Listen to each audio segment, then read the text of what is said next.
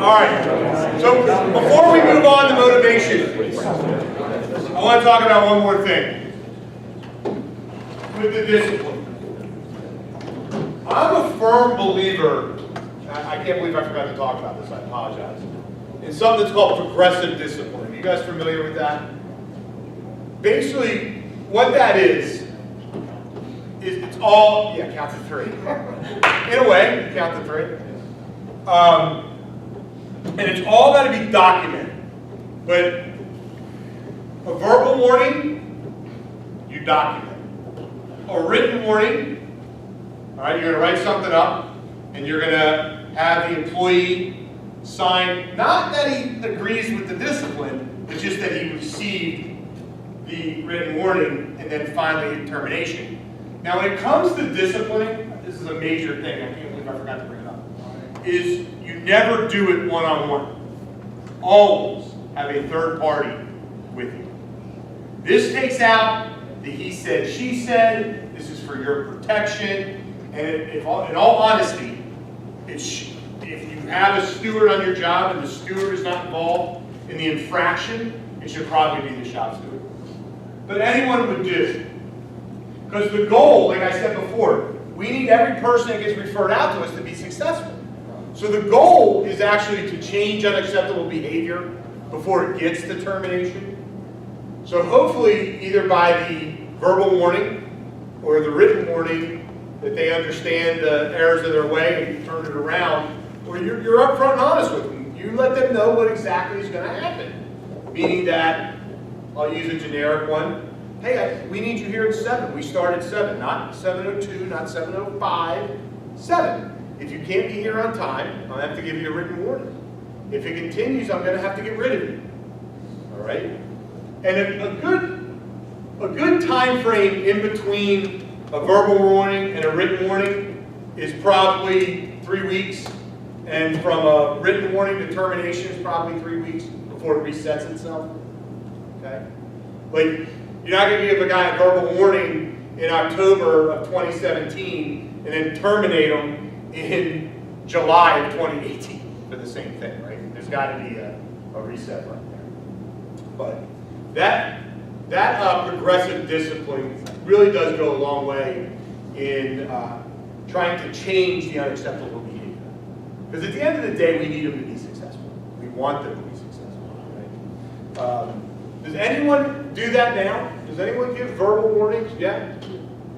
Written warning? If you ever give the written warning and the individual refuses to sign it, don't get in an argument with them. Don't fight. Have the witness sign that he received the verbal warning. That's it. Because that's all that signature is for. Acknowledging that they received the warning. Not necessarily they agree with the warning. I personally don't care if they agree or not. It's your rule, not theirs. And we were just talking about this before.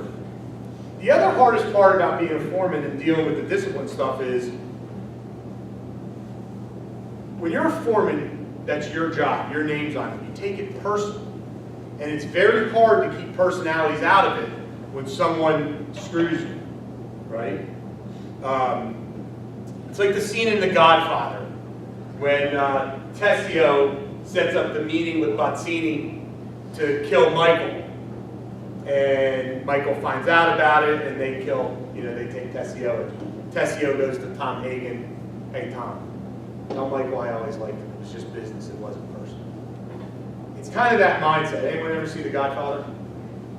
You're forced to watch it when you grow up in New Jersey. You have it in like history class.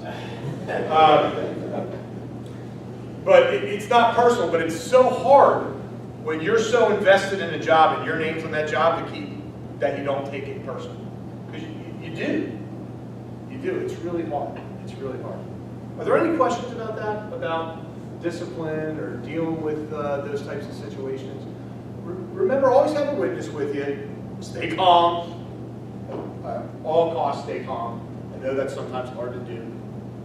All right, let's talk about motivation. Believe it or not, your mere presence on the job has some type of motivation attached to it. How many of you I got into a bad habit. I was running a job, it was a big job data center, and I would walk the job at the same times every day. I'd go out at like 10 o'clock, walk around, and then maybe again at 2 o'clock. And it didn't take long for the crew to realize that I wasn't going to walk around unless it was 10 or 2. So God knows what the hell was going on the other times. And one day I changed it, and I walked around, and I shit you not, I see guys out there talking on the phone, they see me, they're like, yeah, guys were hiding behind pillars, jumping in the floor, phones were flying, and I realized, Jesus, I totally lost control of this job. Your mere presence. For example, how many of you take break or eat lunch with your crew? You do? You do? How many of them get up before you do? None of them. I actually learned that my very first day, 2 hours and 15 minutes into my very first day as a first-year apprentice. So you got to understand, I grew up in a household where all my family, most of them were electricians. My father was a NECA chapter manager and then later a NECA national guy. My grandfather was an electrical contractor for Elk Electric. And I knew from all the stories that break was 15 minutes. By the way, where's break in the agreement? What section? Workstation. No, what section of the agreement? It's not there. Anyway, that break was 15 minutes. So 15 minutes ends, I stand up, Tony Corsini, I still remember him. He was like 90, still working. He grabs me by the shoulder and he said, "Where the fuck are you going, kid?" I said, "It's 15 minutes, I'm going back to the cruise." "You sit your ass down, you don't move till he moves." 2 hours and 15 minutes into my day, that was my first lesson on break. And it's true. It's so true. Breaks 15 minutes, yet they're not going to move until you move. So it's very important that you're self-starters and have a concept of time. Because you're going to learn here in a minute that time is money. Lots of it, right? But this motivation, this is hard. Because it's really hard. It's easy to motivate a football team or to motivate a baseball team or a soccer team. But motivating your employees is difficult. It is difficult. But there are some things that you can just keep in mind. So we're going to talk about this through a couple of social theories here. And you might remember some of this stuff from like high school or college if you ever had some college and all this stuff. But Douglas McGregor came up with something called Theory X and Theory Y. And basically what that is people make blanket assumptions about people without knowing anything about them. For example, you guys left your work today, and you drive over here, and I'm sure you had some assumptions like, what is this fat bastard from NECA going to talk to me about? This is bullshit, right? You just do it. It's human nature to make assumptions about things or how something's going to be without ever doing it, right? This is going to be terrible, da da da da. As it turns out, I'm a super great guy, and you're all enjoying yourself. Anyway, Theory X and Theory Y. And basically, you're either positively motivated or you're negatively motivated. So when I started this career, my father told me that your reputation is going to show up on the job site hours before you do. And it can't be, that is so true. How many times have you been on a job and you hear, "Oh, John Smith's coming"? And some people are excited and some other guys are like, "John Smith." You don't want John Smith? Well, believe it or not, that foreman now has a thought in his head that, why don't I want John Smith? He must suck. Right? Theory X. People are basically lazy and will avoid work if they can. If your Theory X, this is your general outlook on life, you're a miserable person, but you shouldn't be a foreman. People are not ambitious, do not want responsibility, and need to be directed. People must be closely controlled and often forced to work towards the objectives of this organization. Most people are unwilling and unable to help solve organizational problems. People suck, in other words, right? You're a negatively motivated person. As the opposite side, Theory Y type people is, hey, work is as natural as rest or play. People not only accept responsibility under the proper conditions, they actively seek it. People will exercise self-control and self-direction when working towards the objectives to which they are committed. People are generally willing and able to help solve organizational problems. People are great. Believe it or not, as a foreman, this needs to be your general outlook on anyone on your job until they give you the reason B, theory X. But you got to give them the chance. You have to give them the opportunity. You have to treat everyone as if they're gold until they give you a reason not to. And it's very difficult to do. It is very difficult to do because here's what happens. Whether you realize it or not, in your subconscious, if someone has told you something negative about someone else, you might not even know that person. Your tendencies are going to be to treat that person in a negative way. You're not even going to realize you're doing it. You're going to talk them into a manner that you might not talk to someone else. You might treat them in a manner you might not treat someone else. And you're not even realizing you're doing it. It's happening in our subconscious. And it happens all the time. Then we got Maslow's hierarchy of needs. And basically what Maslow does is he breaks this shit down to bare minimums of motivation. Like, you're motivated to breathe, right? Because breath sustains life, which is nice. So I go over this real fast, and this is the basics of all human motivation. This is like the basics of life itself. You know, before I do this, that's good. That's good. So basically, he does a stepping stone approach. You're going to take care of your physical needs before your security needs, before your social needs, before your esteem, and eventually self-fulfillment. All right? Then he breaks it down into two needs, primary and secondary. Primary needs are your basic sustainabilities for life: air, shelter, food, water, safety, security. And then your secondary needs: social esteem, fulfillment. All right? Those are just the basics of all human motivation. That's the only reason that's happening. And where it really comes together is in Frederick Hertzberg's work motivational theory. Okay? He has some things that he calls environmental factors, or dissatisfiers. So these things listed are the things that cause the most angst with individuals, or the things that individuals have the most problems with and cause a negative experience on the job. And that is policy and administration, supervision, don't like them.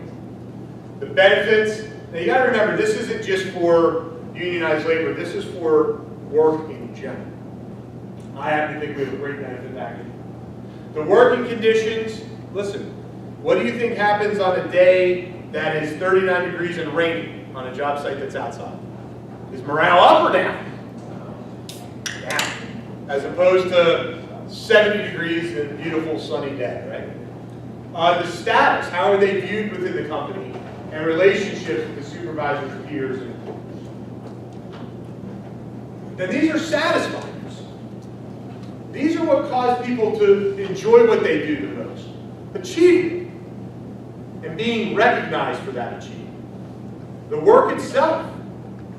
There's nothing better than finishing a day where you know you gave your all and step back and look and think, what did I accomplish today?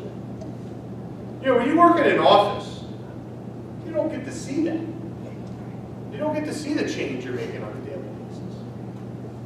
Responsibility. Some people like it.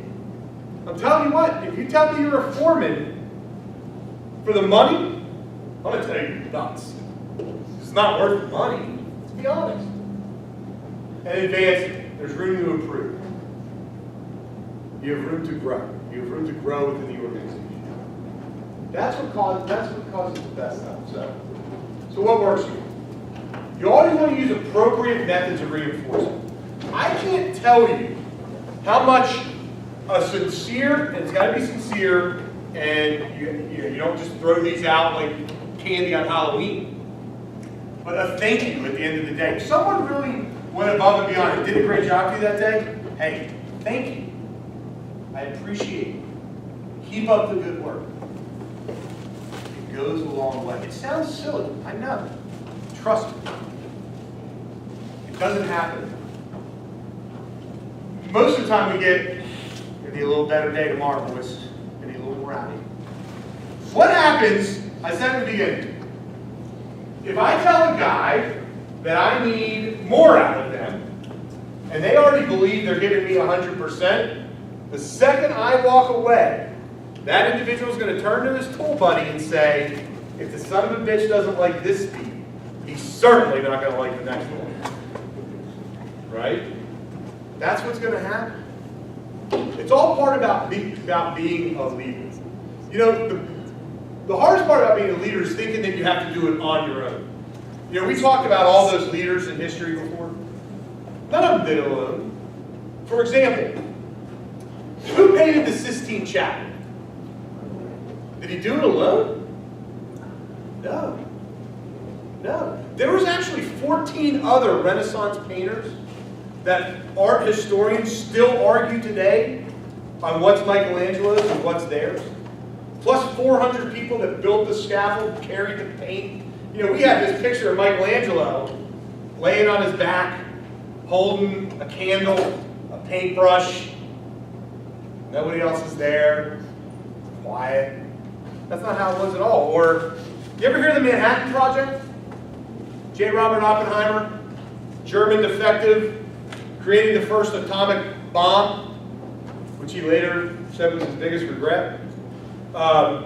He was like 28 years old at the time and headed up like 1,400 other scientists to do this. They didn't do it alone. But the leader ends up as the guy in the front. The hardest part about being a leader is most of the stuff that you do as a leader, nobody even sees. It's those small conversations you have with the owner of your company, with the project manager. It's the constant communication. It's all these little things behind the scenes. It's like an iceberg, right? Most of the leadership is done below that waterline that nobody sees. It's the emails after hours. It's the planning. It's the scheduling. It's the conversations. And then people just see what's out in front. It can be daunting. It can be very daunting. So make sure that accomplishment is recognized. Great job. Keep up the good work. Provide support when it's needed. It's very important that our crews understand that just because they don't know something, I'm not going to cut their head off. I can't have them being scared to come to me if they don't know how to do something. You have to let them know that if you don't know it, I'll help you. Or go to someone. Don't do it wrong. Because then we're going to have to do it again. Encourage workers to set their own goals. Be careful with this one. If I said, Wilman, how much pipe are you going to have today?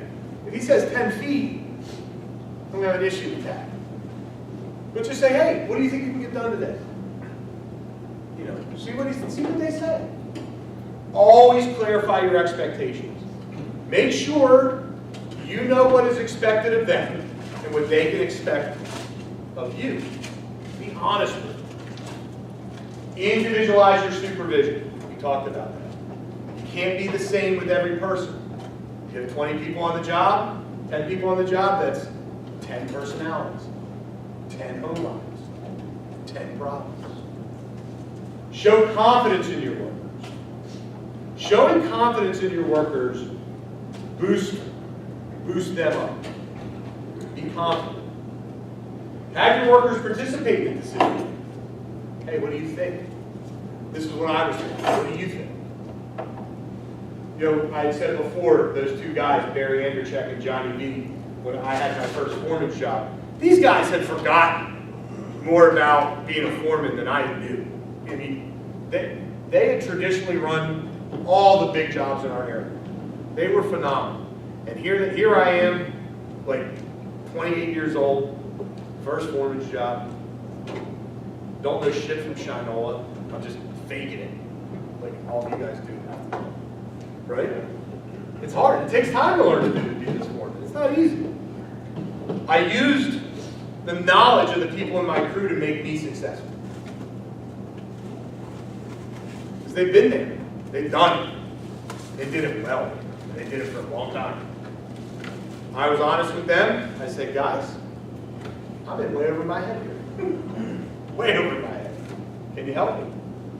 I'll make sure you need everything you want. This is what we have to do. What do you think we should do? Tell you what, I owe those guys a lot. Barry Angercheck and Johnny V, I still remember.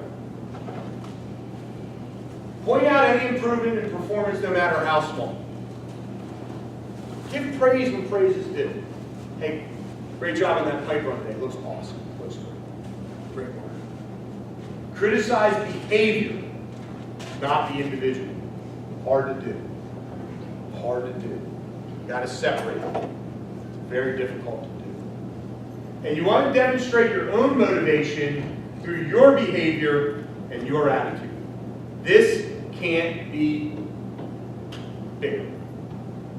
I'm telling you right now, if you walk in on the job and you're the foreman, and you walk in there on Monday morning and you're like, all right, guys, that's it. Crew's gonna be like, oh, boss is in checkout lane today. All right, we can go in reverse here a little bit, and back her up a little bit. Can't do it. You got to be positive. You got to be upbeat. They're going to feed off you. They're going to feed off you. Remember, this is one of the biggest things our industry. You got to understand. Every time you leave your house in the morning, you go on that job site. You're on stage. People are judging, and they're watching. Customers watching. Locals watching, rank and files watching, contractors are watching, everybody's watching, everybody's judging. Right? You're on stage every time. Okay. Are there any questions? What's productivity? Okay. What's productivity? Efficient output? All that's correct. What makes money? What determines if you're being productive or not? I could hang 3 fixtures a day. Did I produce something? Technically, right? We define it this way: the rate at which goods are produced or work is completed. Now, how do you know if you're being productive or not? The foreman will tell you. How does the foreman know if you're being productive or not? I mean, there's a lot of it that goes in there. There's the hardest part about productivity is it's subjective, right? Highly subjective. Because what's productive to one foreman or one shop or one project manager might not be productive to someone else. So like, what's productive to you might not be productive to you, and what's productive might not be productive. And what's productive to all of you is not going to be productive to the project manager. And what's productive to the project manager is probably not going to be productive to the owner, right? Highly subjective. So when we talk about this, productivity, I put it all back on the foreman. So there's a lot of things that come into what's being productive. One, the job schedule, the estimate, the timeline, are we on it, are we not on it? There's a lot, but at the end of the day, whose responsibility is it to bring the job in on time, on budget, for profit? That's the foreman's job. And the better we do our job, it's always our responsibility. The better we know our role, the better communicator we can be, the better team builder, the better leader, and the better motivator we can be. Productivity should start to take care of itself because you will have created an environment where the crews are happy to come to work. We've all worked for that foreman that you would do anything for. At least I hope you have. I know I have. You'd go above and beyond because he knew how to treat people right, or she knew how to treat people right.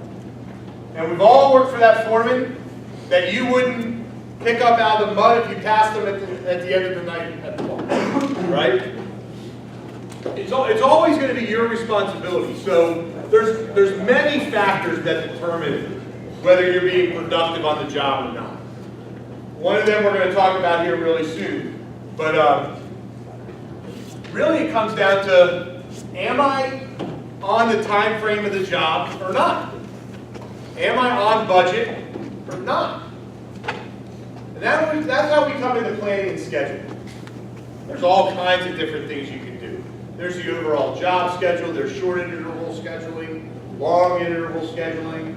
I'm going to show you something that I used to do, where I would do a bar chart for a week, and that's what I felt a productive week was, based on the timeline of the job, and based on the schedule of the job. So we're just going to talk about some of this, because here's what's funny. These schedules that you get change daily and aren't really worth the paper they're written. Here's what's funny. Have you guys ever come into a job and say, hey, first of all, just show of hands, how many people get to see the job schedule? And that's great. Awesome. How many people know how much hours are built into the job? Not as much. Okay. So I love this. We were doing something at Rutgers University. I come on the job, it's the first day. They're laying out what I'm going to do, how many guys they estimate to do it for. And by the way, get it done fast because you're out of hours. And I'm like, oh, out of hours? It hasn't started. There's not even a game box here. What do you mean out of hours? He goes, well, we made a mistake. Right? So I already started out with 1 foot in the grave. But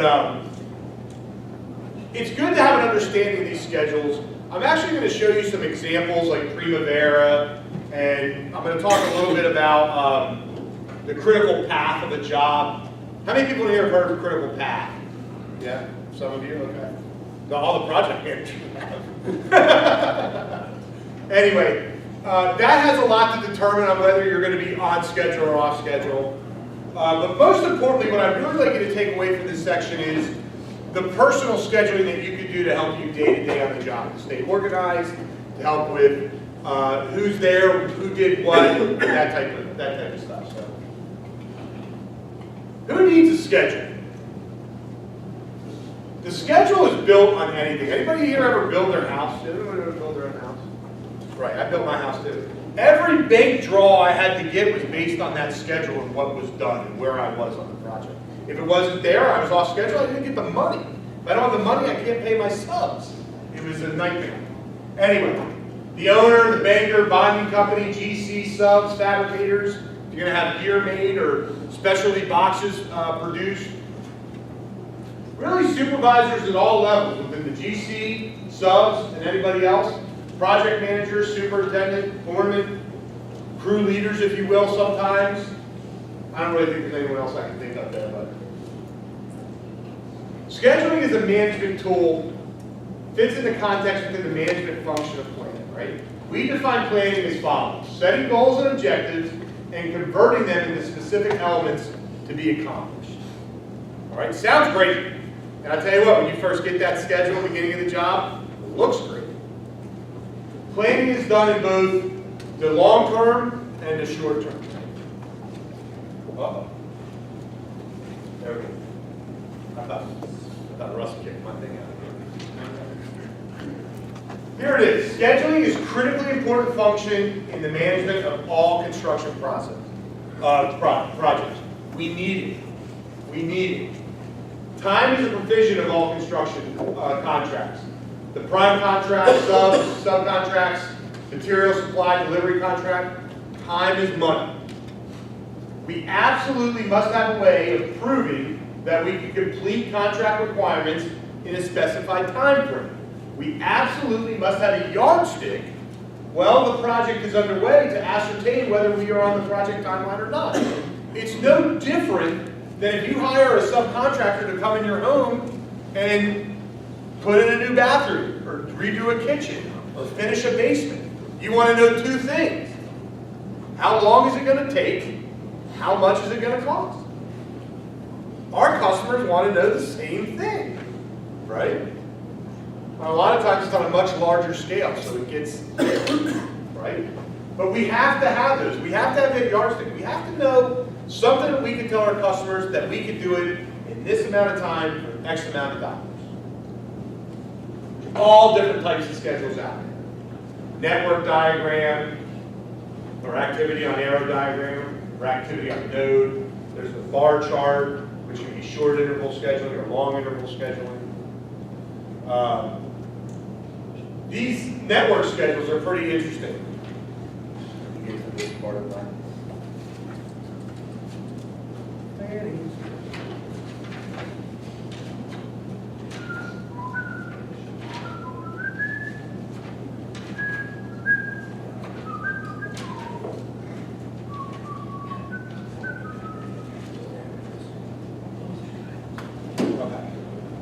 So activity on arrow, activity on node. The reason I want to talk about these is activity on arrow diagram was the first ever network schedule, meaning it was the first ever computer generated schedule. It's from the 60s. It's not really used today, but it has a lot of historical significance. Through this network diagram, the critical path message of scheduling came to be. And basically what the critical path is if that task isn't finished in that time frame, the whole job is going to fall off kilter. It's going to fall off schedule. Sometimes, if it's still around, if you're remodeling an older building or an older section of town, you might see it if they kept the schedule of the job. I don't know why, but you might.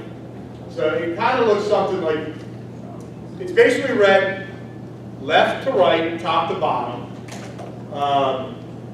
It basically looks like something like this. So this would be an activity on arrow.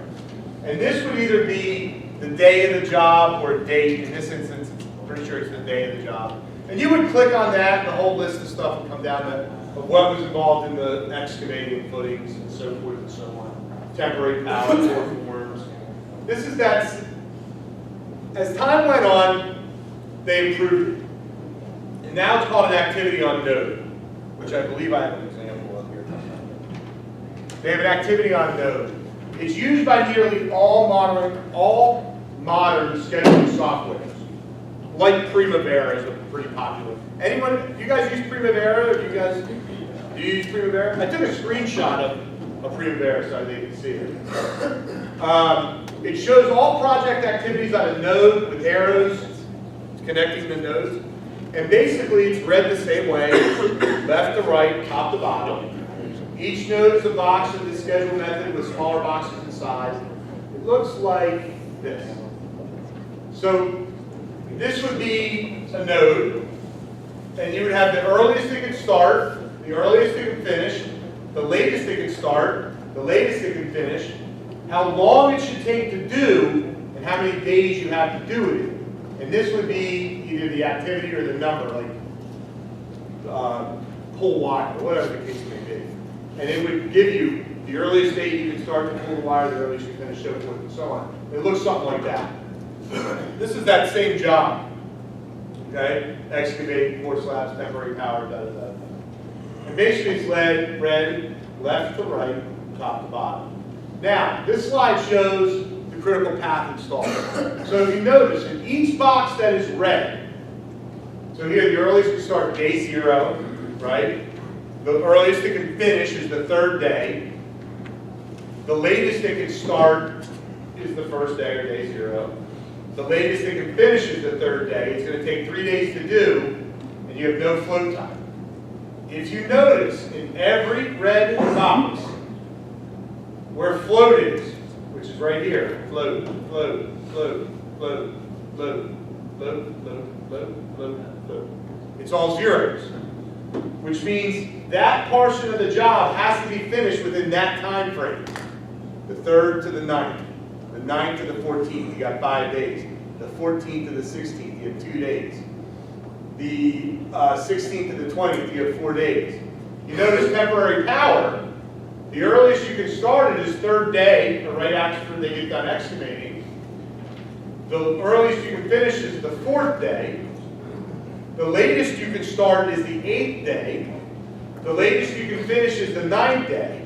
It's only going to take 1 day to do, or 8 hours, but you have 5 days to get it done. See where they put the float in? 8 days to get it done, but it's only going to take 4, 5 days to get it done, but it's only going to take 2. That's all that does. So the critical path has no float days. It has to be done on those dates where technically the job is considered off schedule. Great. That's great. Here's a screenshot of Primavera. So the critical path in this one is just highlighted in red. And this is literally just a screenshot. Unfortunately, I don't have a node for Primavera. I just wanted you to see what it looked like. But it's basically the same type of stuff. 833, whatever. It's basically the same way. God, dog. Bar charts. The bar chart schedule is phenomenal. It is easy to do. It is easy to understand. Most anyone can follow a bar chart. And I used them when I ran work constantly. Constant. Dates from the early 1900s. It's very widely used today on construction projects of all kinds. Can be hand drawn, can be computer, can be built from the network diagram, can utilize the schedule in its entire project, can be used to make short-term scheduling, day, month, whatever. It does have some drawbacks, or just some more benefits. They're easy to construct, they're easy to understand. They can be constructed on different time scales. They can be used on all levels of scheduling. They can be used graphically to depict planned and actual progress. Like you can do in green what we have done, in red what still needs to be done, so you have a visual look of what the job looks like.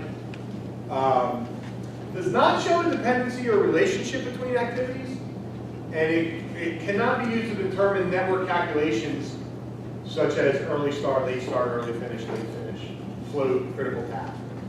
It cannot be used to determine or update the critical path, which isn't that big of a deal. Should always include an appropriate timescale, adequate activities, descriptions, planned start and finish dates, actual start and finish dates, progress on completed activity, date when actual information was recorded, latest update, latest revision. Right? Please make sure you're always working off the most updated schedule. There's all these different examples of bar charts.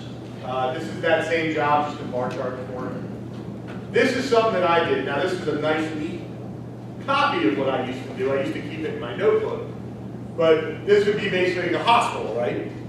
And I would do this for the different crews that I had. And depending on the people, I would share it with them. And this did a lot for me. Number one is I knew who was there on a given day. I used it for attendance. Number two, if I could get this work done in a week, that was a productive week. Sometimes I did, sometimes I didn't. 3, towards the end of the job, if I had an issue on any of this stuff, I could go back and say, who the hell did this room? And I knew who did it. All right? Basically, I'm going to set boxes and install EMT in room 300 to 330. We're going to do that all day on Monday. Then we're going to come in the next morning, we're going to start to install pipe. Then that afternoon, we're going to fall back, start to pull wire, so forth and so on, all the way to the end of the week. This was something I used to keep myself organized. I did my best to keep the job on this type of schedule, and I didn't hide it from them, really. I didn't always give them all the information, but I would let them know exactly what they were going to be doing that day, so they could just come in and do it. This worked for me. I'm not saying this is going to work for everyone, but I was a visual person. I like to see what I was doing, right? And I like to be very organized. So this is something that I would just create in my notebooks, and this would be my plan for the week. For my crews, and I might have had 10 guys, right? And I would do them for the different crews. So Louie and Hans were partners, Jesse and Charles were partners, and this is what they had to do. And this is what I knew what they were doing. I knew if I had a problem in that room, we could go talk to. And I could be like, what the hell were we thinking here? Why did we do it this way? Because you can't remember everything as a job goes on. You're digesting so much information on a daily basis as a foreman. You can't remember 3 months ago why you decided to do it this way than that way. You got to ask for help. This worked for me. In summary, the bar chart schedule was, when it was invented, and still today, one of the most versatile, useful, and easy to understand. Right? I love it. That little bar chart thing I used to do for myself really helped me keep organized. Now, if you're a general foreman with 100 people, that's going to be difficult. Right? But if you're running 10 guys, 6 guys, 8 guys, it can really help you keep organized. Okay, understanding cost. There's components of cost. Yes. One thing I think on that scheduling, some of these guys probably, I don't know if they ran into it or not, but if on your schedule it says that you're going to start putting electric in on Tuesday, and you don't start till Thursday, you're damn sure that you keep track of that, because from Thursday on is where you got duration starts. Right. You don't let the contractor try to tell you you still got to maintain Thursday if you didn't start. Right. That's a great point, Russ. Thank you. You guys understand that? What he said?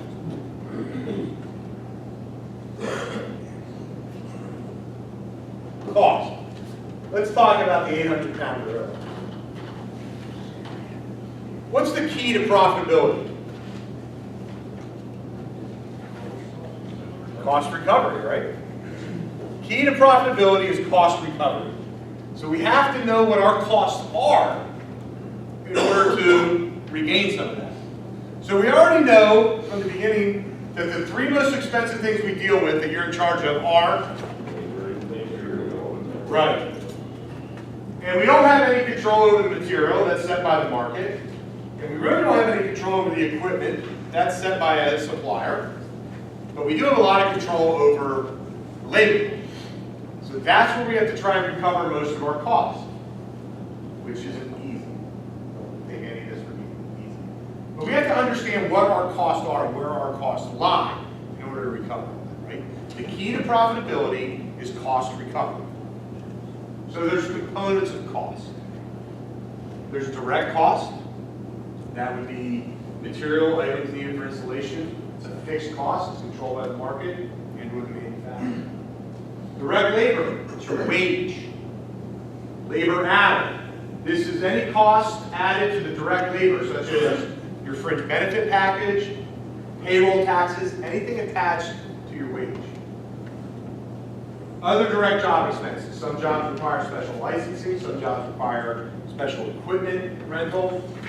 There might be storage fees, there could be special permits that need to be taken out. Anything that can be directly charged to the job. Subcontractor expense. If we need to sub any of our work out to maybe an excavator to dig a trench, or concrete guys to pour a pad for us, or whatever the case. Then there's overhead. This is compensation of salary personnel, including bonuses, taxes, profit sharing, and any other employee benefit that that employer offers his office staff. Non-collectively bargained employees. There's utility and gas. Utilities, gas, electric, water, telephone. Everyone's got to pay. There might be rent or mortgage costs. Education and training expenses. I gave a great deal in this class. Anything over, any other overhead type expenses would go over here. Income tax and profit. Uncle Sam's going to get his cut. You want to teach your kids, how many people here have little kids? You want to teach your kids about taxes? Buy them an ice cream cone, and you eat 34%. Great lesson. Profit. It's not a dirty word. We treat profit in this industry like it's a Fabergé egg. We need it. We need to reinvest in our companies. We need to buy new tools. We need to buy equipment. We need to reinvest. Most contractors, you know, there's people out there that have told me that they think that if Romanoff Electric gets a $20 million job, it's made $20 million. You don't have to pay anybody, no taxes, no nothing. We need to reinvest in ourselves. Most contractors put all the profit back into the business and pull salary for themselves. Now they determine that salary. But just because a contractor lands a $10 million job doesn't mean the owner of that company just made $10 million. Sorry this is hard to see. So, let me do my disclaimer on this, because I always get questions.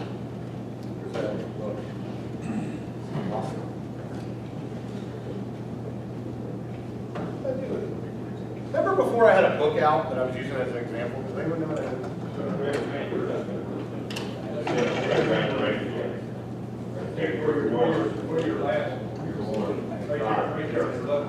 Oh, there it is. Right. Thank you, Russ. I'm losing it. Have you ever took part in this? Now, this is from 2008. It's not hard copy. So what this comes from, guys, I gotta let you understand this. So, Nika used to do every year a financial performance report. The reason it says 2008 is this is the last time there was a hard copy. But now it's done every 2 years and it's electronic. And contractors can partake in this and send in their numbers, and they use this as a benchmark against other contractors of how they're doing. So these numbers are of Nika contractors, those who have decided to partake. And so this isn't all signatories, right? So this is an average Nika contractor. This isn't the big guy, this isn't the little guy, this is an average of where these numbers come from. But basically, this is the components and costs as a percentage of sales for the year, okay? Or per job, I guess it is. So total sales is 100%. This is per job, I apologize. Total sales 100%. So then you put all your components of cost. So materials roughly, and this is an average, okay? 30%. Do you agree with these numbers, Russ? I mean, you guys would know this even better than I would. Materials roughly 30% of the job. Then you got your labor, which is 24.95%. Labor hours 13.40. Direct job expenses 4.5% or so. Subcontractor expense on average is 6.63%. Then you got an overhead of 17%. The guys in New York City told me I was crazy with 17%. They look at more like 23%. Taxes at 1%. Net profit at the end is 2.46% out of total 100%. Now, I know that there are people in here that have had a job that 15 points, 20 points. It's great. But for every time you do that, there's some other person in Alabama that went 15 points in the hole, right? So it's an average. So on a whole, if you talk to contractors, on a whole, at the end of the year, if a contractor's average, I would say you're looking at anywhere from 5 to 10, maybe less than 10, 5 to 7%. Because here's what happens. You know how we talked about teams? Well, contractors build teams too. And they've put a lot of time and money into building some teams. So if you find yourself that you've worked for that same contractor for 5, 6, 7, 8, 9, 10, 11, 12, 13 plus years, they've invested in you. They don't want to lose you. And when time gets late, they might take a job at cost, or even for a loss, not to break up the team, knowing they have a big one down the road. If I'm going to bid a job and I know who the foreman's going to be, and I know who that crew's going to be, I can really sharpen my pencil. If I'm going to bid a job and know I'm getting a foreman from the hall, and my entire workforce from the hall, your pencil's not going to be very sharp, right? Because there's a lot of unknowns there, right? So this is just an average. But you know, it makes me laugh. Like if the contracting game was so great and it rained money, why don't we have more contractors? We don't have enough contractors right now either. We don't have enough journeymen. We don't have enough contractors. You know, it's not that great. You know, most contractors put everything they own. Obviously, there's some huge contractors. I'm not talking about them. An average to a small contractor is going to put everything they own on the line on you. They're betting on you, right? And the bank can come and take all that away. And I get emails once a week of contractors that have gone out of business. Now, I'm not saying it's all because of poor craftsmanship or poor leadership. There might have been poor investments. I don't know everything, right? But it's a tough business. And I can't tell you how many times I hear, Jay, it's just not fun anymore. It's just not fun anymore, right? It's tough. It's tough. And the numbers, this is what we're looking at, because we have to sharpen our pencils so much just to get the job because we might be going up against non-union. It's great when you have a monopoly. When it's all union bidding against union, it's great. But when you have the new guy in town that comes in and says, I can do it for half of that. Now what do you do? Right? You hope that our relationships with our customers are strong enough, but eventually it's going to come down to bottom line. It's going to come down to money. So let's take a look at reality. In your packet, we'll do, what's first here? I can go out of order. We'll do the cost connected with wasting time. So what I did here is I asked the chapter, and I did this on the journeyman salary, not foreman, because I did it on the people that you guys are in charge of, right? And I break down what you make per minute. Now, on a national average, every person on the job site wastes 14% of the day. Lost time, 14% of the day. Everyone does it.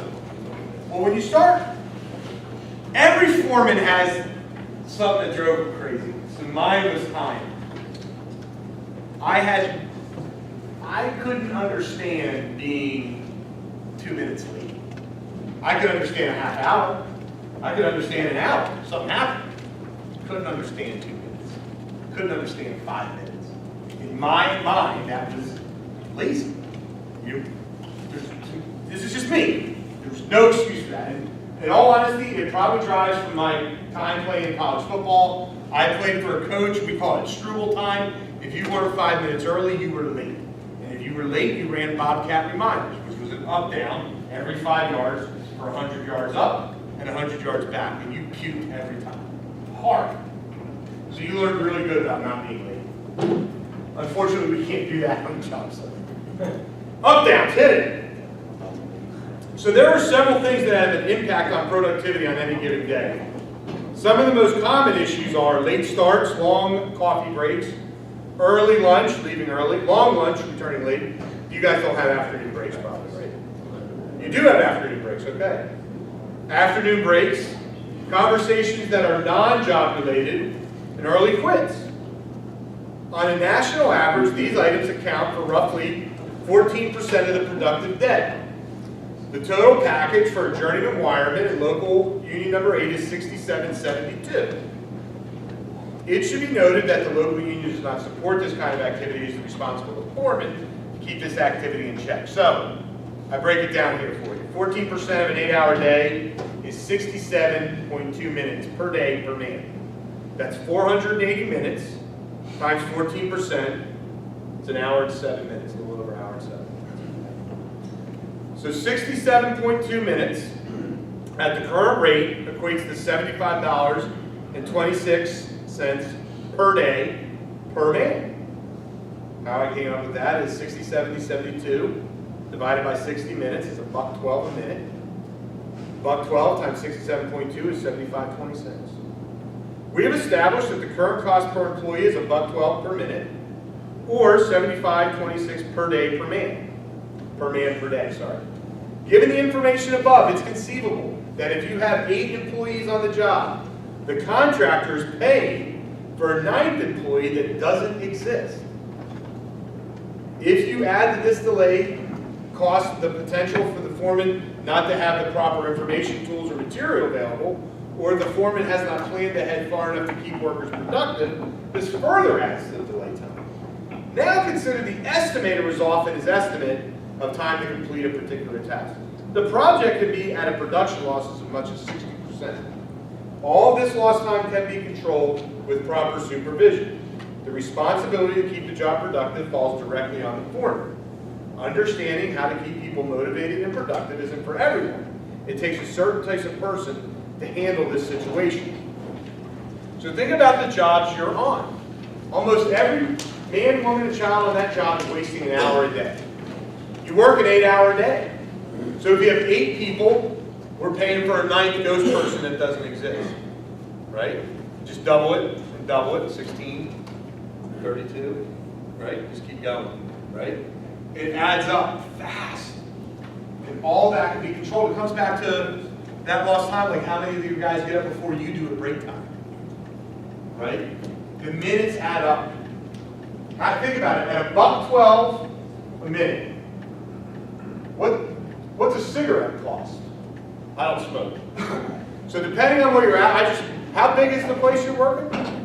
2 million square feet? So, is it conceivable that I could have a 10-minute walk to go outside to smoke a cigarette? You don't allow it? Breaks. Breaks only? No one ever stuck a cigarette? Oh, okay. How many people are you allowed to walk off your job and smoke? Any of you guys? Wow! That's amazing. That's phenomenal. So you're not losing any time on smoking. That's good news. You guys want to hear a funny story about smoking? Technically, you're not supposed to do it in New York City either, but good luck with that. Foreman comes down. You're not supposed to smoke on any job site in New York City. He looks at the porta-john. And either we got a new pope, or somebody was smoking in the bathroom. So the guy comes out and fires him. Now, Local 3 in New York City, NECA, they don't have binding arbitration, which means they don't have a traditional, when I say traditional, they don't have what most NECA chapters have is binding arbitration, labor management, CIR. They don't have it.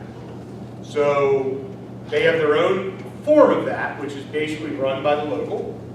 And the termination was overturned because the foreman didn't physically see the individual smoking. All they saw was smoke and couldn't say if that was from him or not, or somehow a lit cigarette smoking from the bottom of the porta-john. But anyway, there's still a lot of jobs, like in Jersey, guys go out and take smoke breaks all the time. It's a pain in the ass, but they do it. And I don't smoke. How long does it take to smoke a cigarette? Any smokers? 5 minutes. So you can have a 5-minute walk, a 5-minute cigarette, 15 minutes gone right there. One of the biggest things that used to drive me nuts, remember I said time was my biggest problem? Oh, come on, Jay, we were 5 minutes late, or we were 10 minutes late. And I'm like, yeah, but there's 6 of them. I didn't lose 10 minutes, I just lost an hour on a job that's out of hours, right? The rank and file doesn't look at the job through those eyes. They don't. There's hours built into a job. All those minutes add up to hours. So 2 minutes here, 3 minutes there, 4 minutes there. Basically, everyone's already wasting an hour a day without even trying. It adds up fast. So think about some of the size jobs you've been on. 100 guys. How many, a Ford plant when they're building it out of the ground, how many guys are? You know, I'll give you one for you. One World Trade Center, the Freedom Tower, 900 electricians. 900, payroll per week was over $4 million. Job was so big, you didn't go out for lunch. They put a subway on a building crane on the side of the building. The subway went up and down to you. Think about that. The subway went up and down. Not the subway that you ride to work. The subway sandwich shop was on the side of the building. It's incredible. Unbelievable. That job. Okay. Just be aware of it. There's a cost involved in everything. And we can control, or we need to try to curb this cost. It's not 5 minutes. It's not 10 minutes. It's hours that are built into the job that are probably running out quickly. And that's how we have to start to look at it. Next on here is understanding cost overhead. So this is something that I did. I sat with a small contractor in South Jersey. Russ, you remember Joe Connect Sr.? Joe Connect Sr. So he used to own his own company before he was the chapter manager. So him and his son do Foreman training themselves for the Southern New Jersey chapter. And he gave me this, and I sat down with him, and he said, Jay, we don't have to use real numbers. It's not really about the numbers. It's about showing all the things that go into overhead. And I give it a number just to show you how much these little fake numbers add up to. And the real reason is that I'm supposed to do it, and I haven't had a chance, I've been so busy, but there is a contractor that's going to sit down with me and actually share his true overhead with me, with actual numbers. I just haven't had the chance to sit down and do it with him yet. So this is just an example that Mr. Connect and he helped me with to come up with this. Just as an example to show you all the things. You know, you hear the cost of doing business. It's incredible, the cost of doing business. So let us first establish what cost related to overhead is. There's a cost involved in everything.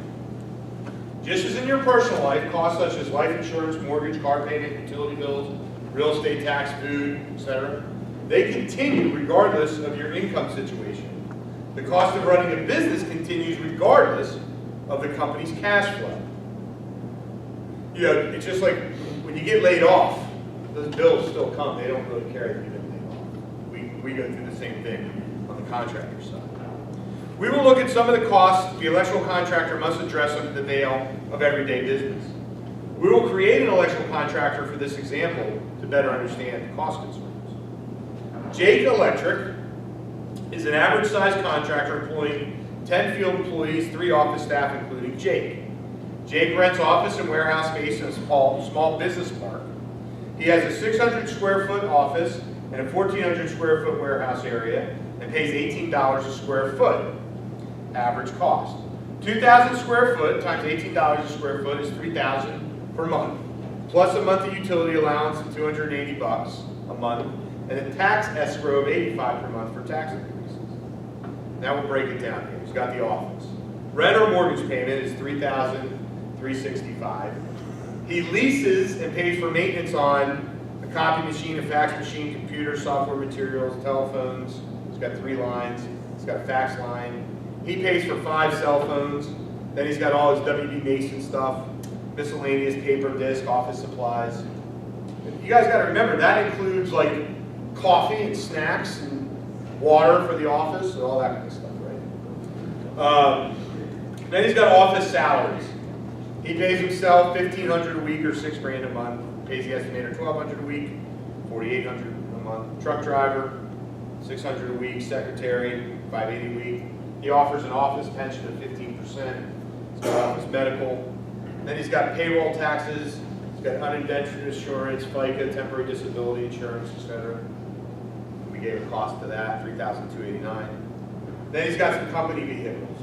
He's got Jake's vehicle lease, pays $572. Estimator's truck. He's got 3 job pickup trucks. He's got a flatbed material truck. Gas for all vehicles. You can see where we made this gas was up. But it's all going to be changed here very shortly anyway. $2,000 something a month. Then he's got all these insurance costs. A blanket policy for workman compensation for 10 field employees and office staff. Insurance on all company vehicles, building insurance, liability insurance, comprehensive insurance. This cost does not include additional or special insurance requirements that some projects may require. He's got a yearly premium of $68,000 or $5,667 per month. Then he's got bonding and credit line, bid bond, benefits bonds, performance bonds, payments bonds. He's got a cost for a line of credit, depending on your relationship with the bank, might be waived, $250. The total overhead for Jake Electric is $462,032 a year, or $38,586 a month, or $9,646 a week, or $1,929 a day. The total cost of Jake Electric to operate for the year is $463,032. This cost does not include tools and equipment or payroll for field labor, as these costs will be added to the project overhead costs and charged to a project during the estimate, regardless. Every day when Jake puts the key into the lock of his office door, he must have $1,929.30 to cover his overhead to support his business. What's really bad about that is Jake doesn't even have a job yet. But those bills still keep coming in. So overhead is a real thing, and it can get contractors in a lot of trouble. There's so many NECA contractors that I talk to that are on the verge, and they're making a company decision. Do I want to say a small to medium-sized contractor? Or do I want to make the jump and be a big dog? When you make that jump, it's a lot of money out there. A lot of money. And it's scary. I mean, we had, I'm going to forget their name. What was that large contractor? Maybe Russ remembers. Out of DC, they just went out. They did a lot of government work. It's huge. 1,500 employees showed up in the morning, locks on the door. It's going to kill me. I'll remember. I'll remember. But it doesn't matter. The biggest problem is, see, here's the hardest thing. And you're going to see it on this next thing. I call it Dun & Bradstreet. It's a Wall Street research firm that they can do stuff with. It's chasing the money down. It's cash flow. You know, Nika offers a class called Cash is King, I think. It's a really good class. So you guys get something every single week that the contractor doesn't. You know what that is? Paycheck. You know, they sign a contract that says they're going to get paid 30 days after the work has been completed. 30 days probably turns to 60, 60 turns to 90, right? What's it like now chasing down the money? It's by far probably one of the hardest things to do. One of the biggest bills going through Congress right now that Nika is working on is the Prompt Pay Act. It's crazy. Because there's only so much money you can overextend yourself. When a contractor runs out of cash flow, then in order to make payroll, he's got to go to a bank, ask for a loan. Depending how overextended you are, you can't get the loan. He's going to go out, the trusts are going to go after the bonds, and it's over. Turn out the lights. And this contractor in DC, Truly, that's it. Thank you, who said that? That is it. Huge contractor. Literally, like 1,500 people went home on Friday, showed up for work Monday, and there were chains on them. It was over. They took it all away. And what's really scary is they primarily did government jobs. How do you go out of business when you overcharge the government anyway? So I'm confused. Look, I'm not saying look, it's probably a lot bigger, like poor investments, whatever they were doing. I don't know the reason. But you would never think that open on Friday and without a word closed on Monday. Right. It was crazy. It was all over the news. It was about 2 years ago, maybe. 2 or 3 years ago. It's true. And then the last thing I put on here was reasons contractors fail. And I kind of just did this for fun. I'm just curious what it is. So I contacted Dun & Bradstreet. Like I said before, they are a Wall Street research firm, and you can contact them and ask them these questions. So I just said I wanted the top 10 reasons why contractors fail. And hoping number one was what it was. Not 100% how I wanted it worded, but I used exactly what they gave me. Poor job control. Contractors typically do not follow up on productivity on the job after the award unless or until the job is in trouble. Because once they get awarded the job, they're spending their time looking for the next job. Right. So it's up to that foreman. Basically, if you think about it, this is how I became a foreman. I came into work. General foreman called me in his office and said, "Jay, come here. You're going to run the under the floor game. Here's the prints. Good luck, kid. Let me know if you need anything." Ah, awesome. Right? You think about that. That contractor just handed you and put you in charge of millions of dollars. It's just going to trust that you're going to do it. Right? You take someone you don't really know, and you give them the keys to the Ferrari and say, "Have a great Friday night." Right? It's crazy when you really think about it. Number two is estimating, poor estimates. No communication between the estimators and the field foreman. Right? They never talk to one another. Inadequate working capital, that's your cash flow. Low productivity, poor supervision, poor job management. Overhead cost allocation. Overhead is a real cost that must be added to the estimate. I mean, that's a real thing. If you leave overhead off, you're in big trouble. Collection difficulties. This is fast becoming the #1 reason for a contractor to go out of money. They can't get paid. And then they start to overextend themselves. Inadequate advertising, inadequate insurance, lack of technical experience, and then fraud. But what I really found interesting was down here. 12% of all startup contractors fail within the first year. The make or break period is 7 years. So I don't know if any of you guys partook in it. About 2 or 3 years ago, The International IBEW started something with the help of Fred Sargent, who founded Sargent Electric out of Pittsburgh. And it was, we need contractors. We need union contractors, really. Because traditionally, most of the contractors that are here today came up through the trades, right? Well, that has dropped off significantly in the last 15 years. There's not a lot of journeymen that have said, you know what, I'm going to go into business for myself. This seems great. So the IBEW started this class with the help of Fred Sargent. And they had about 300 people show up in DC and go through what it took to start your own business. And the first assignment that they had to do when going home was go to a bank and get bonded. I don't know if any of you have applied for a bond, but it's basically a financial colonoscopy. Right? Right? It's terrible. So out of these 300 people, you know how many of them became contractors?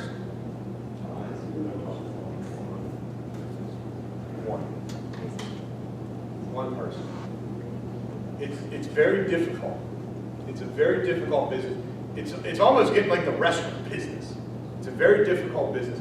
And basically what I'm seeing is if we keep going the way we're going, we're going to be a union of very large contractors that do only public work. How much private work is running off? Do you guys do a lot of private work still? Do you really? That's great. We don't do a lot of private work in New York City. Everything's a PLA. Everything's a PLA. Some private work in Jersey, hardly any private work in Philly. And you get outside of Philly, Harrisburg, and those areas, there's still some. But we're really not doing a lot of private work anymore in my area. It's kind of crazy. So anyway, any questions on that? We can't run from our costs. They are what they are. But what we have to be mindful is time is money. If 6 guys come back 10 minutes late, you didn't lose 10 minutes. All right, we have to start looking at the job that way. The key to profitability is cost recovery.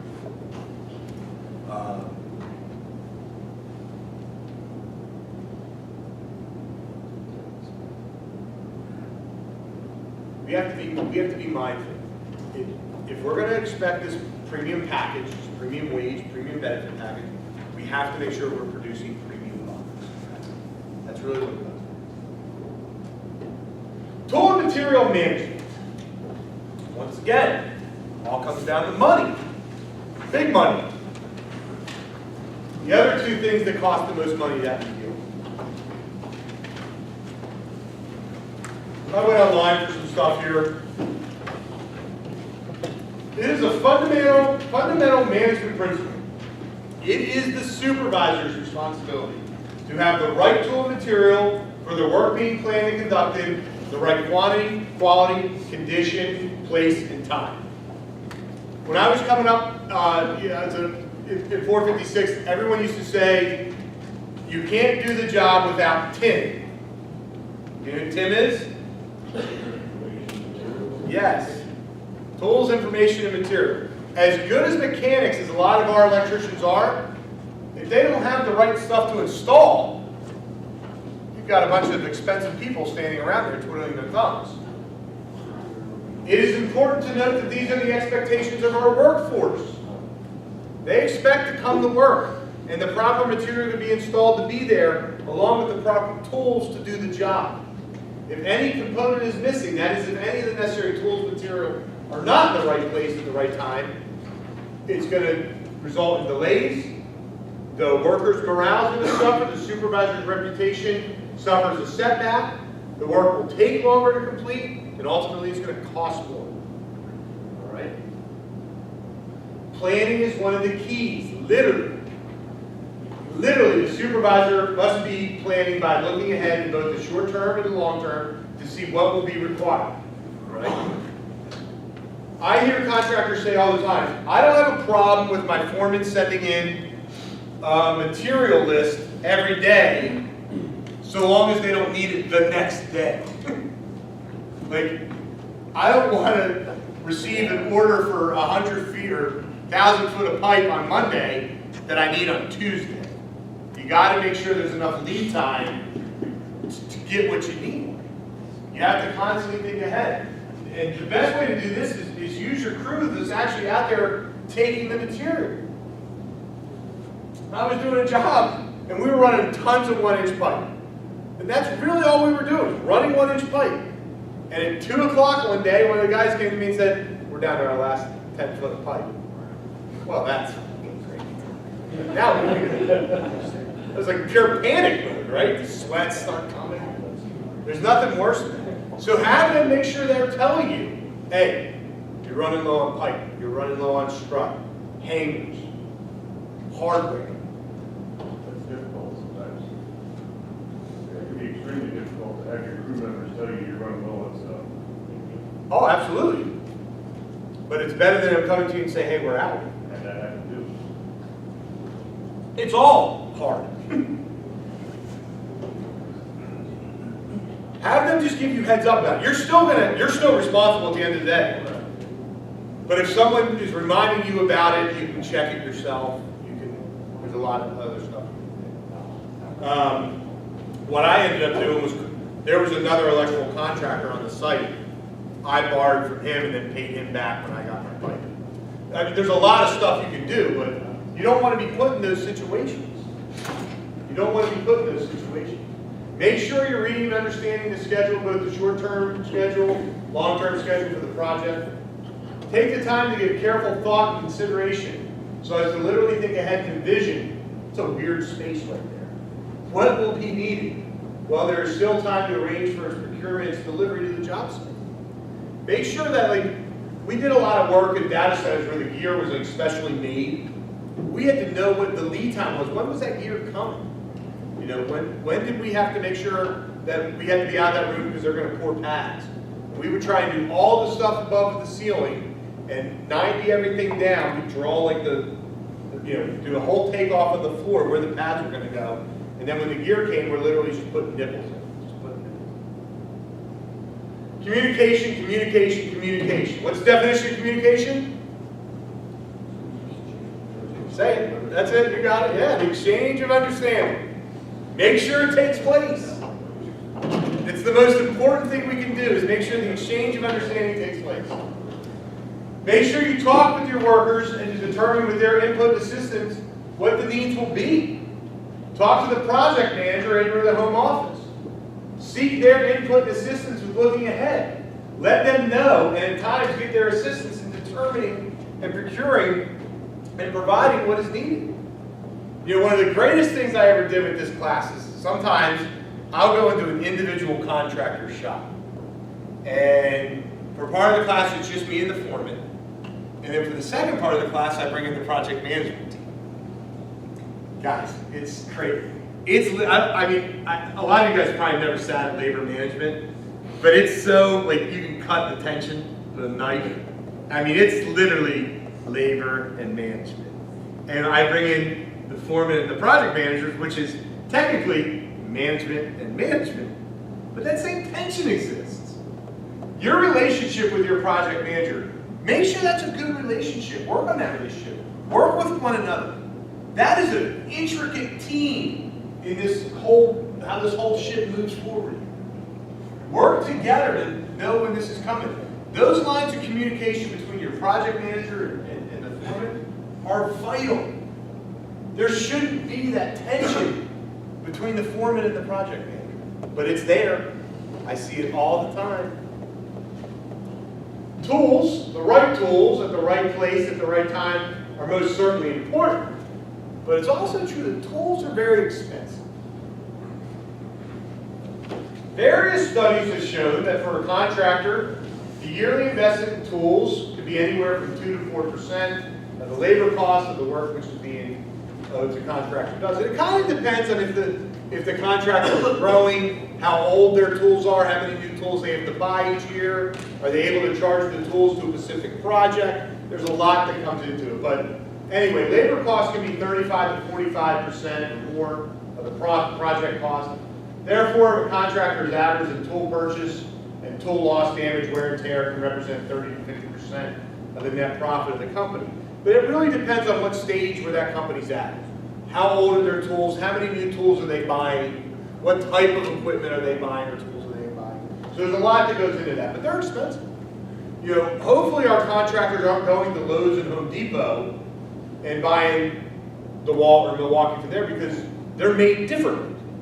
Those are made for Johnny and Joe homeowner, not industrial electrical work, right? So therefore, supervisors do well to be aware of the cost of tools, give tools the proper care and maintenance, and take steps to avoid theft and loss of tools.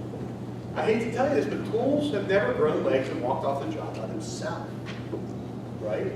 Make sure that the game boxes are getting locked at the end of the day. Make sure that ladders are getting chained up. Make sure that if you have all your batteries in a game box, make sure that the strips are plugged in so the batteries are charged next morning. Nothing drove me more crazy than going to get a drill, putting a new battery in it. Drive me nuts. So what do you think these tools cost? So I went on Milwaukee's website and I went on Warner's Ladder's website. So you can just, a Milwaukee M18 18-volt cordless lithium-ion drill driver. Milwaukee deep cut porta bandsaw corded with the case. Milwaukee core drill with base, stand and coring motor. Only, not the bit. A 10-foot fiberglass step ladder, 300 pounds in capacity. And a Warner 28-foot fiberglass extension ladder, 300 pounds. There you go. So $300 for the drill, $300 for the porta band, roughly $2 grand for the coring machine, $250 for a 10-foot ladder, $430 for a 28-foot ladder. Nothing. Look at your game boxes and look at how much of those are in each game box. Or if you've ever been to the shop, look at how much is there. It's a lot of overhead floating around there, right? This stuff's expensive. God, and he was a foreman too.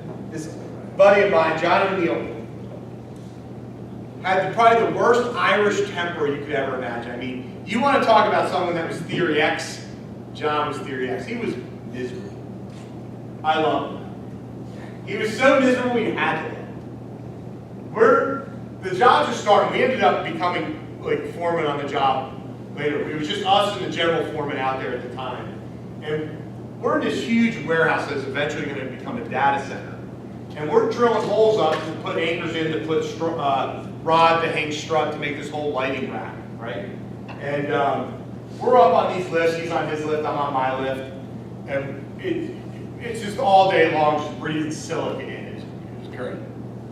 Before they knew what silica was, this is just eating shit. And it was when Milwaukee had just come out with those really cool cordless, nice battery hammer gun. It's like, this is awesome, no cords, you know, you don't have to move your lift slowly, make sure you don't drive over your cord, rip the cord down. We go down, I grab a battery, I put it in mine, I'm good, he grabs the battery, puts it in his. Hits the trigger, and it's off. We go back up, I'm in my lift, we're just, you know, we're probably about, I don't know, maybe 20 foot apart. I'm drilling, I'm going along, and all I hear is,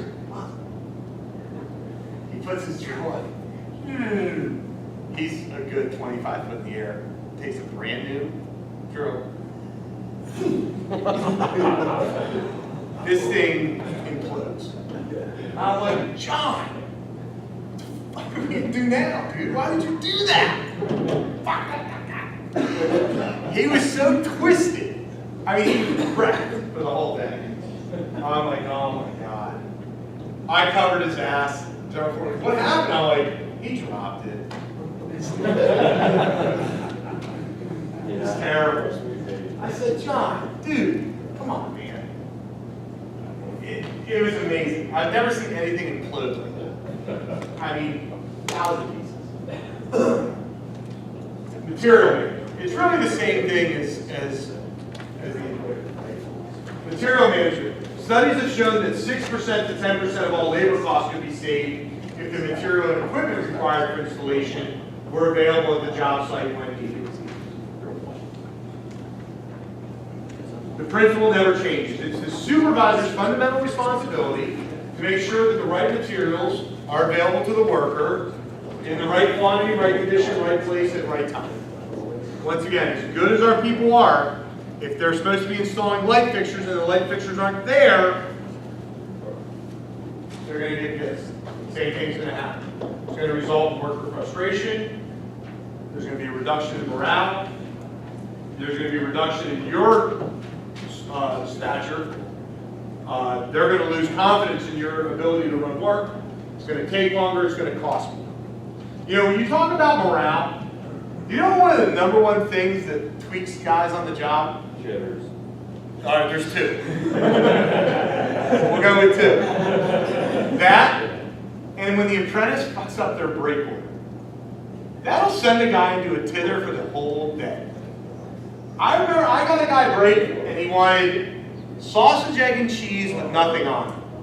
So I ordered a sausage, egg, and cheese with nothing on it. I didn't make the damn sandwich. The dude put salt, pepper, and ketchup on it. Guy opens his sandwich up, opens it, looks at me, and goes, "What the hell's the matter with you?" Just fires the sandwich against the wall.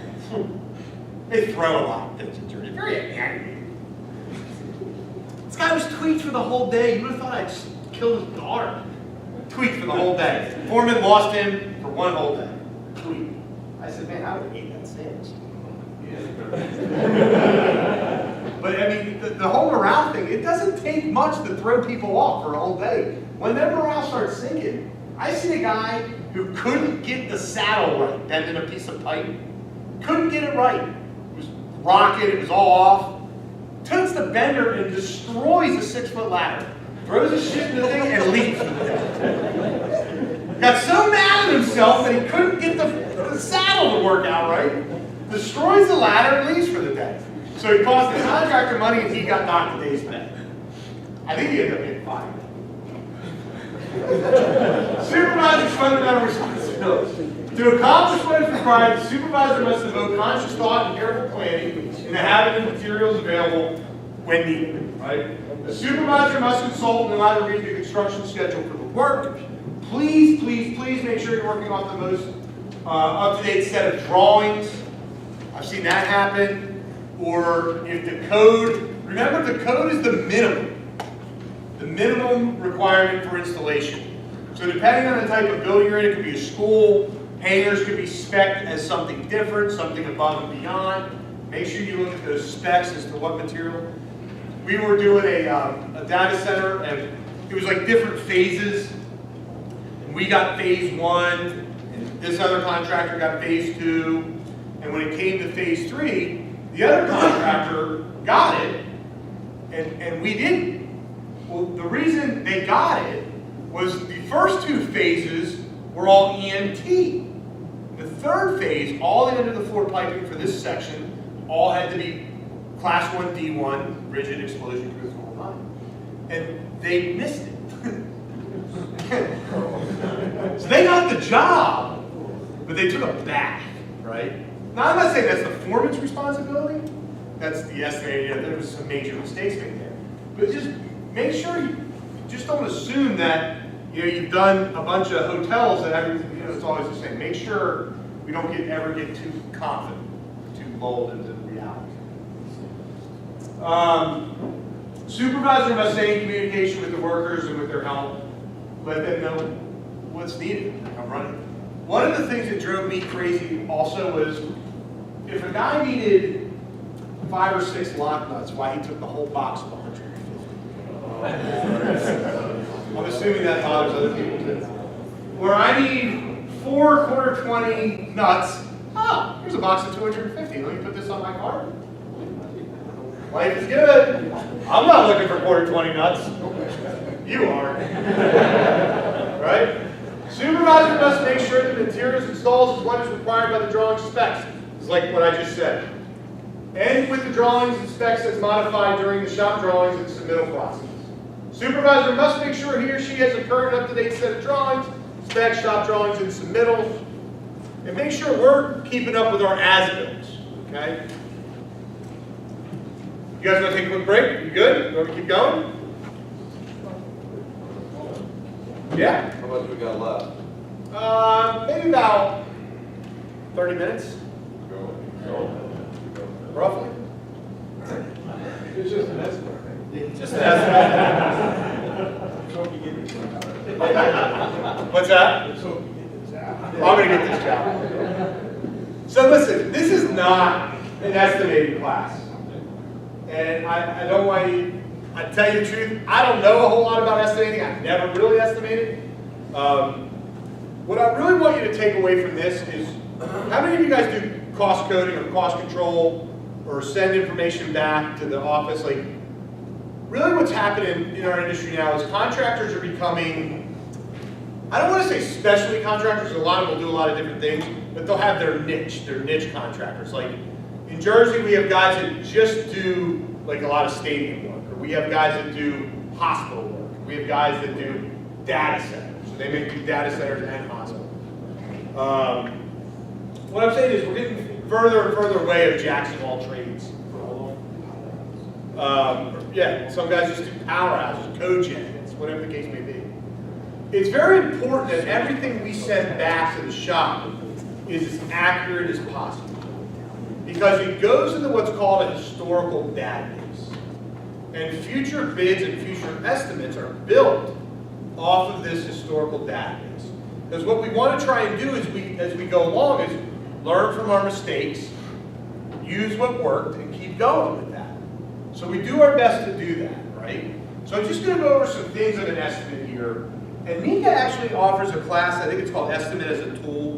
It might be part of the basic estimating class if anyone is interested in that. But I don't want you to think this is, I'm not going to tell you how to estimate. I'm probably not that good at it.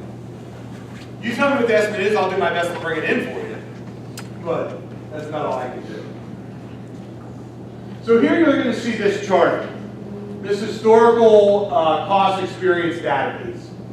So if I'm going to go after a stadium, and I've done a couple in the past, I'm going to go back and look at, what labor units did I use for this? How much time did it take to do this? And that's how I'm going to build my estimate. And Russ, please, if you want to add anything to this part, please jump in here, because I'm sure you're much better at this. And then it goes through the whole process, the estimate, bid, schedule of value, contractor, goes through the whole thing, the project happens, there's management action, everything happens, final experience, final summary, final management review, the job is done, and it's now inputted back in the cost experience database, and the whole thing starts over. There's a bunch of different estimates out there. There's conceptual estimates. These are for very approximate order of magnitude price determinations. There's factor estimates, dollar per square foot, cubic foot, linear foot per fixture, piecework if you will. Then detail or bid estimates. These are very precise and accurate estimates. They are time consuming and they are costly to prepare. Depending on the size of the project, my brother worked for Lighthouse Electric, it's a large firm out of Pittsburgh, and they were going after a steel mill, which hasn't happened in Pittsburgh in a long time. And they spent months putting this estimate together. I mean, they spent a lot of overhead. Whenever you build an estimate, that's all overhead. You're paying for people to work on a project that you don't have yet. You're not getting any money. It's used for preparing bids and for price change orders, pricing claims, change orders. Let me talk about that real quick. Most change orders, it depends on who you're working for. A lot of times how they, just make sure you're handling change orders as per your company policy or as per your shop. What you don't want to do is what I did and allow change orders to stack up on your desk. It's a lot easier for a contractor to go to a customer with 2 or 3 change orders, totaling maybe $6,000, as opposed to 20 change orders that is $100,000. What ends up happening is the contractor is going to negotiate those down, and they're not going to get properly paid for the work that was performed. What's that? I said, don't do them after the job, so. Right. Stay on top of it. Do your procedure. Make sure you get signed off on it. We're usually really good about the time that it takes to do something, but don't forget all those little pieces of material. That all costs money. So make sure every part of the change order is getting put on the order form and that we're getting paid for it. Okay? I used to get yelled at for change orders a lot. So elements of a detailed or bid estimate. It's going to have the material, it's going to have the labor, equipment, it's going to have indirect costs, subcontractor quotes, and then the owner, or the president, however the company's set up, is going to put his markup on it. There'll be a cost for each one of these. So material's going to have a cost, labor's going to have a cost, equipment's going to have a cost, and then the markup, and then that's kind of the bid. If you guys ever talk to your estimators, if you know you're doing the same type of work, talk to them and say, hey, I think we can save money on this, or we can save time on this. Most of these contractors, Russ and I were talking before, there's as a foreman, you kind of have to have an idea of how long it should take to do a certain task. A lot of times what I would do is I would hang the fixture, or I would do something, if it was something that's going to be repeated over and over, and time myself to see how long it took me, and then I'd say, okay, depending on the type of person you are, or how fast you are, just because someone's not as fast as someone doesn't mean they're not as good. So you need to have kind of an estimate of how long you think it should take, right? And you want to keep on top of that. And then if you're seeing a major disconnect with how long it was estimated for, like if you think something should be taking faster and for some reason it's taking longer, you might want to ask the estimator, how much time did you give to this? Or how much time did you allow to install this? Because NECA has something that's called the NECA Manual of Labor Units. And it's basically, there's 3 columns: easy, what do you call it? Normal and difficult, right? Which tells you an estimate of how long it should take to do a certain task. And there's all kinds of different stuff in there, and they change it all the time. And that's a good basis, but if you basically run your company on the NECA Manual of Labor Units, you're probably in trouble. It's a good, if you've never done something before, to take a peek at it. And if you've never done it before, I would highly suggest using column 3, which is the hardest. But talk to your estimators.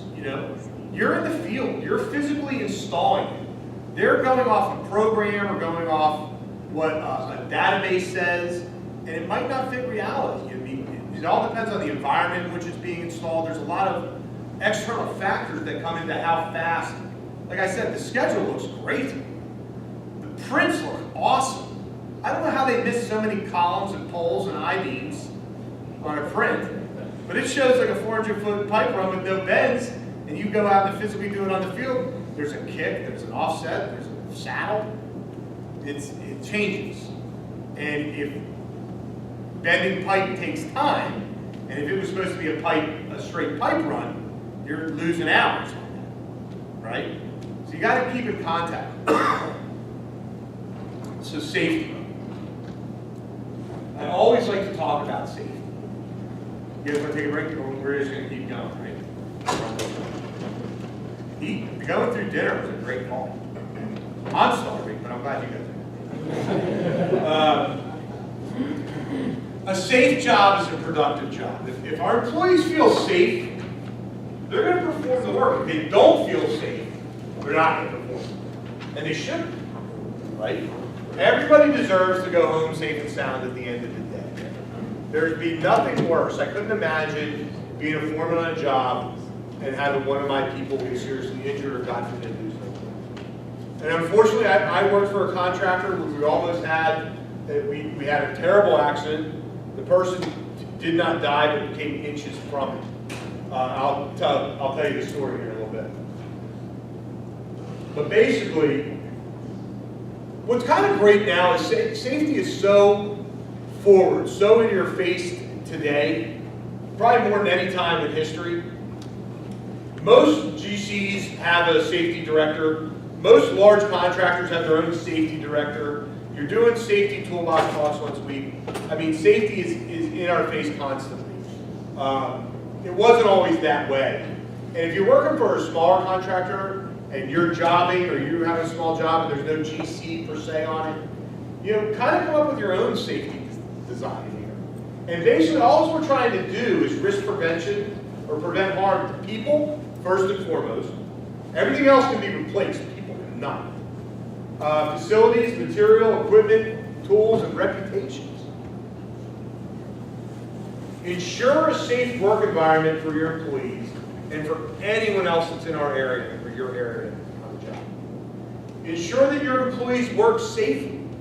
If they're supposed to have the proper PPE on, meaning hard hat, high-vis shirts, vest, safety glasses, gloves, make sure they're using it. Make sure they're using it. Because I hate to bring it back to this, but accidents cost money. It all comes back to money. It also costs something else that I'm going to talk about, an EMR. You guys know what an EMR is?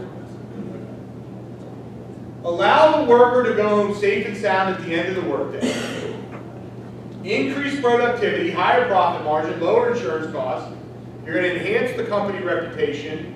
It'll enlist better personnel party, not to mention it supports compliance with the law. The last thing anyone wants is OSHA on their jobs. It's a nightmare. Many factors contribute to the cost of an accident. Insurance premium are proportionate to claims. This is set by EMR, the experience modification rate, which evaluates things such as numbers of incidences, severity of incidences. The experience is measured on a 3-year rolling average. So an average EMR is 1. Above 1 means poorer performance, not safe. Below 1 means better safety performance. It's a safe company. The EMR is also used as a pre-qualifier for bidding. Depending on the type of work you do, if you have a high EMR, they won't even allow you to bid the project. If you can't bid the project, then that's the type of work you do. Let's say you're a heavy highway. This is bigger. In our area, the transit. The transit electrician or transit contractor. That's working on all the subway systems, trains, lines, buses, all that stuff. If your EMR is not 1 or below, you can't even bid it. If that's the only work you do and you have too many accidents, you're done. So that EMR is very important to a contract. Direct and indirect costs. So once again, it sucks, but everything comes down to money. Indirect costs of an accident vary from 1.5 to 6 times the direct cost. Direct cost includes treatment, temporary wage replacement, permanent impairment awards. And indirect costs include uninsured employee costs, uninsured supervisory costs, uninsured costs related to non-injured workers, uninsured production costs. So as much insurance as our contractors purchase, you can't cover everything. Think about this, the last time someone was injured on one of your jobs, and even if they fell and sprained their ankle, what happens? Somebody falls and sprains their ankle, what happens? Most people stop what they're doing and go help, as you should. But the unfortunate part of that is the big clock is still ticking. Time is money, unfortunately. So as much insurance as we have, we can't insure everything. And I don't know if you guys have ever gotten anything from the hospital, but it's amazing what they charge for pilots. For example, this chart, I'm sorry it's a little hard to see the red there. But if you're an average company and you're working off a 3% profit margin a year, and you have an accident that costs $10,000, direct costs. Well, the hidden costs are $30,000. Now that $10,000 accident costs $40,000. In order for a company that works off a 3% profit margin to make up $40,000, they have to do $1.3 million in sales. It's crazy how fast it adds up. 3-phase safety implementation. Design, training, and enforcement. Design of a good safety program, of safe tools and equipment, of safe instruction procedures. Training.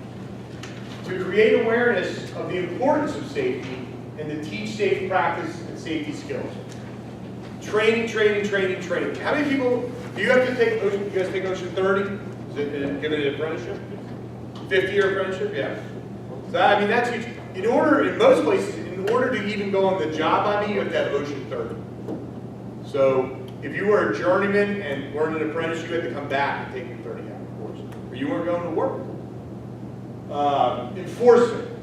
Identify and eliminate unsafe practices. Be trained in current and safety. Be as current as you can in safety. Know government, company, client, and project safety programs. Know the procedure of your job, what to do if there is a serious accident. Develop your own safety program for your sector, or wherever your little work sector is. Train your people continuously, formally and informally. If there's a CPR class being offered at the hall, tell your people to go take it. If there's a, whatever the case may be, you can't be more trained in safety. Enforce the learning and the rules. Provide safety orientation for new workers. You know what's kind of cool nowadays is you go on the job, depending on where it's at, you sit, you have your safety day, you get your sticker for your hard hat, right? You get all trained up. It takes time, but it's so important. One of the unfortunate things I've had to do this year was we've lost 2 IBW members in New York City on the same day. They were in a lift. They were at the Hudson Yards project, which is a huge project in New York City. They were coming down for a break. They had their harnesses on. They were like in a bucket lift. They had their harnesses on, but they weren't harnessed to the JLG itself. I know what they did. They were probably working up there, and they were harnessed off to the building steel or whatever they were doing, and they unhooked to come down for break. And the operator didn't see it, but there was like a piece of steel, and as he's coming down, he hits it, and he doesn't realize it's on it, and it broke, and the thing catapulted. Well, they weren't harnessed off into the lift, and they were thrown. Unfortunately, the one individual died immediately, and his partner died 2 days later in the hospital. So, I mean, it can happen in an instant. It can happen in an instant. I said before, the company I was working for, we did a lot of data centers. And any of you guys ever work on data center jobs? None of you? They don't like data out here? Just kidding. You have to do these shutdowns, and it's crazy. So you have this building engineer, because basically you have to do the shutdowns when the world market is closed. Because if they're offline, it's something ridiculous. They lose thousands of dollars a minute in trades or whatever. So they're in this big gear, and PSE&G, which is our power supplier, turned the power off. They put the drains on, A, B, and C phase. They're in this gear, they're cleaning it, 480. And it's coming time for a shift change with PSE&G. So PSE&G went to the building manager and asked if they could turn the power on to the main building disconnect, which they assumed was open. 2 problems. One, they didn't walk the line, which is a major problem. Number 2, the building didn't have a main building disconnect. It was direct fed. So the building manager said, go ahead. In the meantime, young journeyman, I didn't know him. It was up at a different local union's jurisdiction, but I did know the super that stepped in to help him. Said, I'm having trouble putting the CT back on the phase. So the guy said, step out of there, let me take a look. He steps into the gear. At this time, PSE&G energized. Direct fed 480 hits those drains to ground. Immediate explosion. He breathed in all that hot metal gas. 3/4 of his body were burned. He spent 6 months in St. Barnabas Burn Center. He lived, but damn close to not. Damn close to not. And I don't know if you guys remember when they show you those videos when people get burned, electrical burn. You know, he had to sit in a hot bathtub, and someone had to scrub him until he bled or felt pain. Because that's how you knew you were back to live nerves for 6 months. And I can't even imagine how many skin grafts and everything else he had to go through. It's extremely dangerous, and 9 times out of 10, it's not something you did. It's something caused by someone else. You have no idea the first time you turn on new gear. You didn't build the gear. That gear was built by the lowest bidder. It's like the spaceship. built by the lowest bidder. You're putting a lot of trust in that. If your asshole doesn't pucker when you throw that knife switch, there's something wrong with it, right? That's scary stuff. It can happen in an instant, and 9 times out of 10, you had nothing to do with it. Okay? You always want to deal immediately and decisively with accidents. Enforce the rules, policies, and procedures. Eliminate unsafe conditions in your jurisdictions. Report unsafe conditions outside your jurisdiction. Review and report on compliance by your sub-suppliers and other visitors to the project. Report accidents, incidences, and near misses immediately. Investigate accidents, instances, and near misses. You don't want to focus on, identifying and eliminating the cause or the danger. You don't really want to focus on assigning blame. That's not going to do anything. It's probably going to happen anyway. It's always going to come out when you do this. But just eliminate the hazard first and foremost. Support safety training for your workers. Investments in training have been documented to pay back many times over. Recommend improvements to safety programs. At the end of the day, it's a 3-step process, right? You want to recognition, identify the hazard, evaluation, analyze the hazard, and control, eliminate the hazard, right? I can't tell you how important it is that we allow our people to go home safe and sound. Is there anything else you guys want to talk about? Is there anything you want me to go over again? Be clear. I want to leave you with this quote. It's once again from my boy Simon Sinek. I love him. Working hard for something we don't care about is called stress. Working hard for something we love is called passion. Don't ever lose the passion for this industry. This is one of the greatest industries there is, the electrical construction industry. I can't thank you guys enough for stepping up and taking on the responsibility to be foreman. I hope you've enjoyed your time here tonight. I really appreciate you being here, and I appreciate everything you guys do every day. If there's ever anything I can do to help you in your career, I might not have the answer, but I can certainly point you in the right direction. That's my cell phone number. That's my email address. Don't hesitate to reach out to me. I'll help you guys out any way I can.